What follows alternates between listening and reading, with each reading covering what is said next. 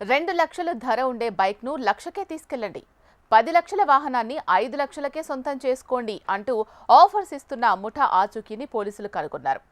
వాహన ఫైనాన్స్ సంస్థలను మోసం చేసి కొత్త వాహనాలు ఎత్తుకుపోయే ముఠా మోసాన్ని అనంతపురం జిల్లా పోలీసులు గుర్తించారు.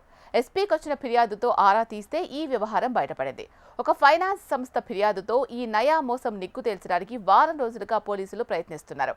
నకిలీ ఆధార్, ఇతర పత్రాలతో వాహన ఫైనాన్స్ కంపెనీల నుంచి రుణాలు తీసుకుని వివిధ కంపెనీలకు చెందిన వాహనాలను కొల్లగొట్టినట్టు తెలుస్తోంది. ఒకరి ఫోటో, మరొకరి ఆధార్ నెంబర్, ఇంకొకరి చిరునామా సేకరించి నకిలీ ఆధార్ కార్డు సృష్టించి వాహనాలు కొంటున్నారు.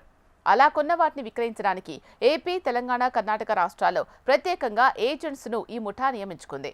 వాయిదా పద్ధతితో వాహనాలు కొనుగోలు చేస్తున్న ముఠా వాటిని సగం ధరకే అమ్మేస్తోంది. వివిధ కంపెనీలకు చెందిన ద్విచక్ర వాహనాలతో పాటు సరుకు రవాణా ఆటోలను పక్క జిల్లాలకు తరలించి అందిన కాడికి సొమ్ము చేసుకుంటున్నారు. తాడిపత్రిలో ఒక్క ఏజెంటే సుమారు 400 వాహనాలు విక్రయించినట్లు సమాచారం అందుకొని అతన్ని విచారించగా ఒక్క రోజులోనే 72 కొత్త వాహనాలు పోలీసులు స్వాధీనం చేసుకున్నారు. బండిపై 10,000 లాభం వేసుకుని ఏజెంట్లు సగం ధరకే విక్రయిస్తున్నారు. విక్రయం తర్వాత సదరు ఫైనాన్స్ కంపెనీలకు 2 లేదా 3 నెలల వాయిదా చెల్లించి కనిపించకుండా పోతున్నారు.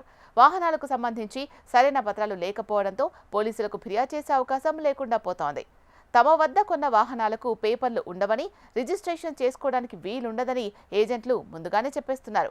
సగం ధరకే కొత్త వాహనం వస్తుంది అన్న ఆనందంతో కొనుగోలుదారులు ఆసక్తి చూపిస్తున్నారు. ఎవరైనా అడిగినప్పుడు చూద్దాంలే అని తేలిక తీసుకుంటున్నారు. విషయం జిల్లా ఎస్పీ దృష్టికి రావడంతో పోలీసులతో ఒక బృందాన్ని ఏర్పాటు చేసి రహస్యంగా దర్యాప్తు చేయిస్తున్నారు.